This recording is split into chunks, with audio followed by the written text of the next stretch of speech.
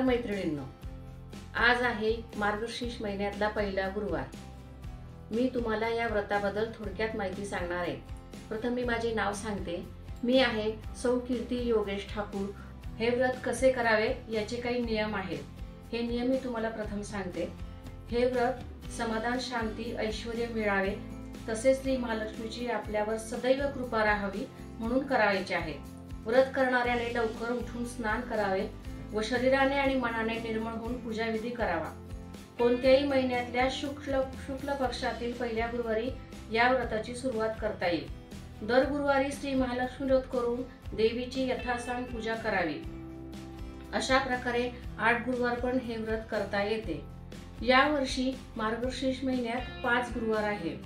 5व्या गुरुवारी अमावस्या येत आहे, तर त्यामुळे थोडा संभ्रम आहे की त्या दिवशी व्रत करावे की नाही।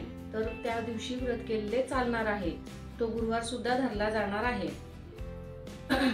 हे व्रत करताना एक चौरंग मांडून त्याच्यावर श्री महालक्ष्मी व्रताची कथा वाचावी, महात्म्य वाचावे आणि देवीला नैवेद्य अर्पण केल्यानंतर हात जोडून या पोथीत छापलेले श्री महालक्ष्मीला उद्देशून इंद्रदेवाने म्हटलेले नमनष्टक म्हणावे।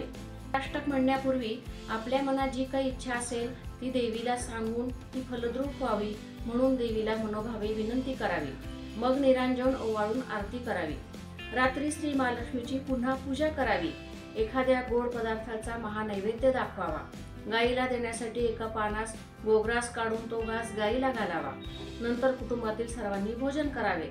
दुसऱ्या दिवशी स्नान झाल्यावर कलशातील डहाळ्या किंवा पाने वेगवेगळ्या 5 ठिकाणी ठेवावी। कलशातील पाने तुळशीत ओतावे। देवीची स्थापना केलेल्या जागी 3 वेळा हळदी कुंकू वाहून नमस्कार करावा। अशा प्रकारे महिन्यातल्या प्रत्येक गुरुवारी करावे। मार्गशीर्ष महिन्यातल्या पहिल्या गुरुवारपासून येणाऱ्या सर्व गुरुवारी हे व्रत करावे। न चुकता दरवर्षी हे व्रत केल्यास घरात समृद्धी, सुख, आनंद येतो आणि घरावर देवीचा वरदहस्त राहतो। श्री लक्ष्मी देवीने पद्मपुराणात सांगितले आहे की जो माझे व्रत नित्य नेमाने करीन तो सदैव सुखी राहील, समाधानी राहील। गुरुवार हा श्री दत्तगुरु भक्तांचा उपासना करण्याचा दिवस असल्यानेही त्याला विशेष असं महत्त्व आहे। चला आता आपण श्री महालक्ष्मी व्रताची कथा, गुरुवारची कहाणी वाचूयात। श्री लक्ष्मीची कृपा आपल्यावर व्हावी, तिने आपल्या घरात सतत वास करावा, पैसा, शांती, समाधान घरात नांदावे म्हणून श्री महालक्ष्मीचे व्रत करतात। हे व्रत केल्याने मनातल्या सर्व इच्छा पूर्ण होतात। श्री महालक्ष्मीची अनेक नावे, अनेक रूपे आहेत। पार्वती, सिंधुकन्या, महालक्ष्मी, लक्ष्मी, राजलक्ष्मी, गृहलक्ष्मी, सावित्री, राधिका, रासेश्वरी, चंद्रा, गिरिजा, मालती, पद्मा अशा विविध नावांनी श्री महालक्ष्मी ओळखली जाते। अशा या सर्वाभूती असलेल्या श्री महालक्ष्मीची ध्याने घ्यावी अशी ही कहाणी द्वापार युगातील आपल्या भारतातील सौराष्ट्र देशात घडलेली। तेथे एक राजा राज्य करीत होता। त्याचे भद्रश्रवा। तो शूर होता, दयाळू होता, प्रजादक्ष होता। 4 वेद, 6 शास्त्रे, 18 पुराणे यांचे ज्ञान त्याला होते। अशा त्या राजाच्या राणीचे नाव होते सुरतचंद्रिका। राणी रूपाने सुंदर होती, सुलक्षणी होती आणि पतिनिष्ठ होती। त्यांना एकूण 8 अपत्ये होती। 7 पुत्र आणि त्यांच्या नंतर झालेली एक कन्या। राजाराणीने कन्येचे नाव शांबाला ठेवले होते। एकदा देवीच्या मनात आले आपण राजाच्या राजप्रासादी राहावे। त्याने राजा आणखी सुखी होईल, प्रजेलाही तो आणखी सुख देईल। गरीबाकडे राहिले तर सगळ्या संपत्तीचा तो एकटाच उपभोग घेईल। म्हणून देवीने एका म्हातारीचे रूप घेतले। फाटकी वस्त्रे आल्याली, आधारासाठी काठी घेतली आणि काठी टेकत टेकत ती राणीच्या महालाच्या दाराशी आली। तिला पाहताच एक दासी पुढे आली। तिने म्हातारीला विचारले, कोण ग बाई तू? कुठून आलीस? काय काम काढलंस? तुझं नाव काय? गाव काय? काय होम तुला? म्हातारीचे रूप घेतलेली श्री महालक्ष्मी म्हणाली, माझं नाव कमलाबाई, द्वारकेला राहते, मी तुझ्या राणीला भेटायला आले। कुठे आहे ती? दासी म्हणाली, राणी साहेब महालात आहे। त्यांना सांगायला गेले तर त्या माझ्यावरच रागावतील। तुला त्या कशा भेटतील? तुझा अवतार पाहून तुला त्या हाकलूनच देतील। तू इथेच थोडा वेळ आडोशाला थांब। म्हातारीला राग आला। ती संतापून म्हणाली, तुझी राणी गेल्या जन्मी एका वैश्याची पत्नी होती. तो वैश्य फार गरीब होता. त्यावरून त्या दोघांची नेहमी भांडणे होत. नवरा तिला मारहाण करी. ह्या त्रासाला कंटाळून एक दिवस ती घर सोडून गेली आणि जंगलात उपाशितापाशी भटकू लागली. तिची ती अवस्था पाहून मला तिची दया आली. मी तिला ऐश्वर्य, सुख आणि संपत्ती देणाऱ्या श्री महालक्ष्मी व्रताची माहिती सांगितली. त्याप्रमाणे तिने ते व्रत केले. तिच्या व्रताने महालक्ष्मी प्रसन्न झाली. तिचे दारिद्र्य संपले. तिचे घर संपत्ती समृद्धीने भरले. तिच्या जीवनात आनंद भरला. मृत्यूनंतर लक्ष्मी व्रत केल्यामुळे ती दोघे पती पत्नी लक्ष्मी लोकात वैभवात राहिली. या जन्मी त्यांचा जन्म राजकुळात झाला आहे. देवीच्या कृपेने ती आता राणीपदावर बसली आहे. म्हातारीचे बोलणे ऐकून दासीच्या मनात जिज्ञासा निर्माण झाली. तिने म्हातारीला पाणी दिले, नमस्कार केला आणि म्हणाली, मला सांगाल ते व्रत? मी करीन ते नेमाने. उतणार नाही, मातणार नाही, घेतला वसा टाकणार नाही. म्हातारीने दासीला लक्ष्मी व्रताची माहिती सांगितली. मग ती उठली व काठी टेकीत निघणार. तेवढ्यात राणी तरात्रा महालातून बाहेर आली. फाटक्या वस्त्रातील म्हातारीला पाहताच ती संतापली आणि उर्मटपणे म्हणाली, कोण ग तू थेरडे? इथे कशाला आलीस? जा इथून. तिने पुढे होऊन म्हातारीला घालवून दिले. ती म्हातारी म्हणजे प्रत्यक्ष महालक्ष्मीच होती हे राणीला कळले नाही. राणीचा तो उर्मटपणा पाहून महालक्ष्मीने तिथे थांबता स्वस्थानी जाण्याचे ठरवले. राणीचा महाल सोडून म्हातारी निघणार तोच एक मुलगी लगबगीने बाहेर आली. ती मुलगी होती राजकन्या शांबाला. तिने येऊन म्हातारीला नमस्कार केला नि कळवळून म्हणाली, आजी रागावू नका. माझी आई चुकली. तिच्यासाठी मला क्षमा करा. मी तुमच्या पाया पडते. राजकन्येचे ते बोलणे ऐकून श्री महालक्ष्मीला तिची दया आली. तिने शांबालाला लक्ष्मी व्रताची माहिती सांगितली. तो दिवस मार्गशीर्ष महिन्यातला पहिला गुरुवार होता. पुढे त्या दासीने लक्ष्मी व्रत केले. तिची स्थिती सुधारली. दासीपण सोडून ती संसार सुखाने करू लागली. राजकन्या शांबालानेही भक्तिभावाने सांगितल्याप्रमाणे महालक्ष्मी व्रत केले. सगळे नेमधर्म पाळून दर गुरुवारी तिने ते व्रत केले. शेवटच्या गुरुवारी उद्यापन केले. लवकरच शांबालाचा विवाह सिद्धेश्वर नावाच्या राजाच्या मालाधर नावाच्या राजपुत्राशी झाला. तिला राजवैभव मिळाले. लक्ष्मी व्रताच्या प्रभावाने तिचा संसार सुखासमाधानाचा चालू लागला. पण इकडे भद्रश्रवा व राणी चंद्रिका यांना हळूहळू वाईट दिवस दिसायला लागले. त्यांचे राज्य गेले.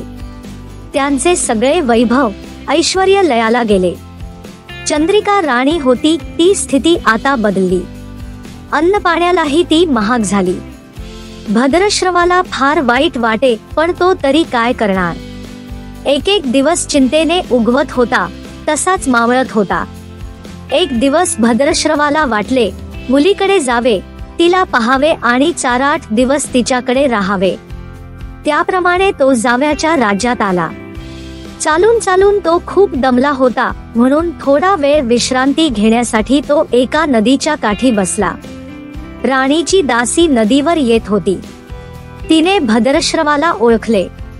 दासी धावत महालात गेली. राजाला बातमी सांगितली. शांबालालाही ते समजले. शांबाला आणि मालाधराने रथ पाठवून भद्रश्रवाला मोठ्या मानसन्मानाने राजवाड्यात आणले आणि त्याचा आदर सत्कार केला. काही दिवस जावयाचा आणि मुलीचा पाहुणचार घेत भद्रश्रवा राजवाड्यात राहिला. आता परत जायचे विचार त्याच्या मनात घोळू लागले. जावयाला त्याने तसे सांगितले. जावयाने संमती दिली. भद्रश्रवा परत जायला निघाला तेव्हा शांबालाने एक हंडा भरून धन पित्याला दिले. तो हंडा घेऊन भद्रश्रवा घरी आला. मुलीने धनाने भरलेला हंडा दिला आहे हे ऐकून सुरतचंद्रिकेचा आनंद गगनात मावेना. घाईघाईने तिने हंड्यावरचे झाकण काढले. आत पाहते तर काय, हंड्यात धन नव्हतेच, होते फक्त कोळसे. महालक्ष्मीच्या अवकृपेने हंड्यातल्या धनाचे कोळसे झाले होते. चंद्रिकेने कपाळावर हात मारून घेतला. भरश्रवा हा चमत्कार पाहून चकित झाला होता. दुःखाचे दिवस संपत नव्हते, दारिद्र्याचे भोग सुटत नव्हते. सुरतचंद्रिकेला एक दिवस काढताना जीव मेटाकुटीला येत होता. एक दिवस सुरतचंद्रिकेच्या मनातही लेकीला भेटायची इच्छा निर्माण झाली. त्याप्रमाणे ती लेकीच्या घरी जाण्यासाठी निघाली. तो दिवस मार्गशीर्ष महिन्यातला शेवटचा गुरुवार होता. सुरतचंद्रिका लेकीच्या घरी पोहोचली तेव्हा शांबाला व्रताचे उद्यापन करीत होती. शांबालाने आईकडूनही महालक्ष्मी व्रत करवून घेतले. 4 दिवस मुलीकडे राहून सुरतचंद्रिका परत आपल्या गावात आली. लक्ष्मी व्रत केल्यामुळे काही दिवसांतच त्यांना त्यांचे पूर्वीचे वैभव परत मिळाले. राज्यप्राप्ती झाली. पुढे काही दिवसांनी आईवडिलांना भेटण्यासाठी म्हणून शांबाला माहेरी आली. पण बाप भेटायला गेला असताना त्याला शांबालेने कोळसा भरलेला हंडा तरी दिला होता, पण आपल्याला मात्र काहीच दिलं नाही. हा राग राणीच्या मनात होता. त्यामुळे शांबालेचे व्हावे तसे स्वागत कुणी केले नाही. राणीने एक प्रकारे तिचा अपमानच केला होता. पण शांबालेला आईचा राग आला नाही. ती पुन्हा आपल्या घरी जाण्यासाठी निघाली. निघताना तिने पूर्वी बापाला दिलेला हंडा परत घेतला. त्यात मीठ भरले व तो हंडा घेऊन ती आपल्या सासरी आली. स्वगृही आल्यावर मालाधराने शांबालेला विचारले, माहेराहून काय आणलंस? शांबालेने बरोबर आणलेल्या हंड्याकडे बोट दाखवले. मालाधराने झाकण काढून आत पाहिले तर हंड्यात मिठाचे खडे. मालाधराने चकित होत पत्नीला विचारले, हे काय? या मिठाचा काय उपयोग? शांबाला म्हणाली, थोड थांबा म्हणजे कळेलच. त्या दिवशी शांबालाने कुठल्याच पदार्थात मीठ घातले नाही. सगळेच पदार्थ अळणी. मालाधर जेवायला बसल्यावर तिने त्याला सगळे पदार्थ वाढले. सगळे जेवण त्याला अळणी लागले. मग शांबालेने पानात थोडे मीठ वाढले. अन्नपदार्थात ते मिसळताच बेचव अन्नाला चव आली. हा मिठाचा उपयोग, शांबाला पतीला म्हणाली. मालाधरलाही तिचे म्हणणे पटले. थोडक्यात, जे कुणी महालक्ष्मी व्रत श्रद्धेने आणि मनोभावे करतील त्यांना श्री महालक्ष्मी प्रसन्न होऊन त्यांच्यावर तिची कृपा होईल. पण श्रीमंती आल्यावर सुद्धा माणसाने उतू नये. नित्य नेमाने श्री महालक्ष्मी व्रत करावे, देवीचे मनचिंतन करावे, म्हणजे देवी सदैव तुमच्या पाठीशी उभी राहील, तुमची कामना पूर्ण करील. महालक्ष्मीची ही कथा, कहाणी गुरुवारची सुफल संपूर्ण. महालक्ष्मी नमः.